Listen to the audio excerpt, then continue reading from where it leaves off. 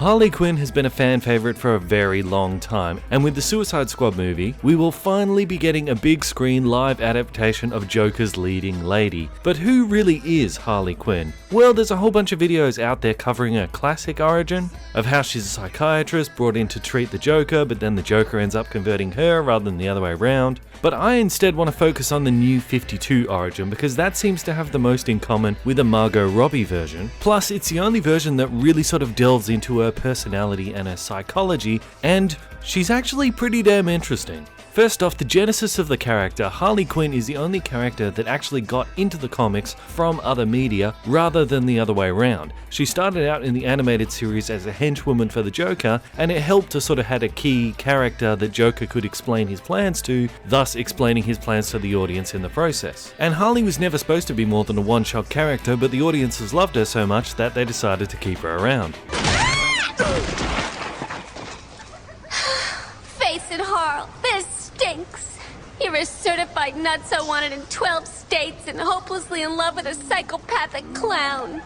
At what point did my life go Looney Tunes? The character was inspired by a court jester routine done by Arlene Sorkin's in Days of Our Lives, and she was even able to voice the character in the animated series. In the New 52, however, several changes have been made to her backstory and her costume. She grew up in an abusive and unsupportive family, so she basically just threw herself into her study and her books, and when she went to college she was kind of like a Goodwill Hunting type of student, top of the class but troubled. After graduating, she basically had her pick of all the jobs she wanted, but since she felt a certain call towards excitement and danger, she decided to work in Arkham Asylum. She really wanted to understand the mind of these patients, perhaps also in an effort to understand why her own family treated her so badly. She took an unorthodox approach and actually posed as a patient to study them up close without that patient-doctor barrier. Joker immediately saw through this and through her, and he planted a kiss right on her lips as soon as he saw her. When her fellow doctors found out what she did, they condemned her for breaking basically every rule they had and cast her out. So she sunk to her lowest point, with her family broken, her career broken, her belief in psychology broken,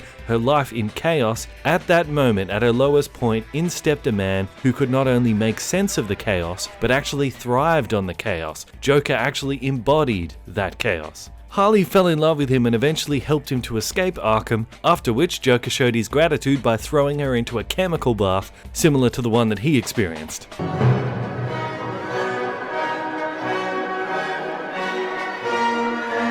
The change to her costume being that rather than her costume being designed off a Harlequin clown, which is where the name Harley Quinn came from, she instead pieced it together off different bits of clothing that she stole from random college girls, which looks very similar to Margot Robbie's costume. In Suicide Squad issue 7, she had her falling out with the Joker, which might happen in Suicide Squad, and she fell in with a team-up with Catwoman and Poison Ivy called the Sirens, which I would love to see a movie about. Poison Ivy gave her a special potion that boosted her strength, speed, and agility, gave her immunity to some toxins, and also a slight healing factor, so she's now a very serious hand-to-hand threat.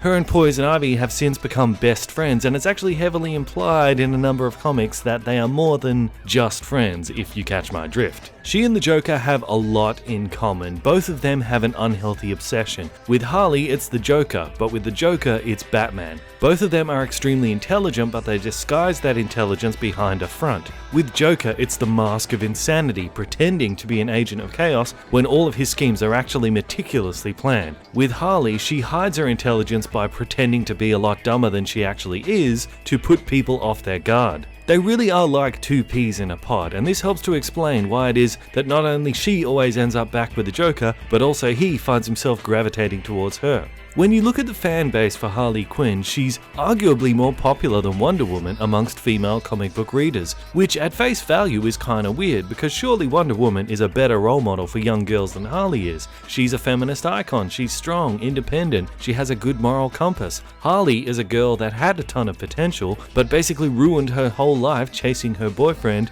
who regularly beats her up. Not exactly what you call a great example for young girls, but maybe that's the point. Wonder Woman is so perfect that she's hard to relate to. It's a standard that women could never reach. So perhaps Harley is more popular than Wonder Woman for the same kind of reason that Batman is more popular than Superman. She's human, and she still navigates every trouble in her life with an upbeat attitude. Harley is a very accessible villain, and I think she's maybe not as dark as some of the others are painted. You immediately gravitate to her because she is, at her core, she's pretty innocent. I think a lot of fans like that. They like that she is someone who can get out of danger with a smile and a little laugh. And so obviously guys, there's a hell of a lot more to Harley Quinn that I couldn't fit into this short video, so anything important you feel I left out, go ahead and put it down in the comment section below. And if you want to check out other videos like this, click right here. I am Bandit, this is Bandit Incorporated, and until next time, I will see you guys in the comments. So I've done a few of these how to do it videos, and each one of them has posed its own unique challenges. Not only do I have to pitch a story idea, but I also have to take into account the previous movie's events that might affect the story, while also trying to balance out what Hollywood will realistically go for.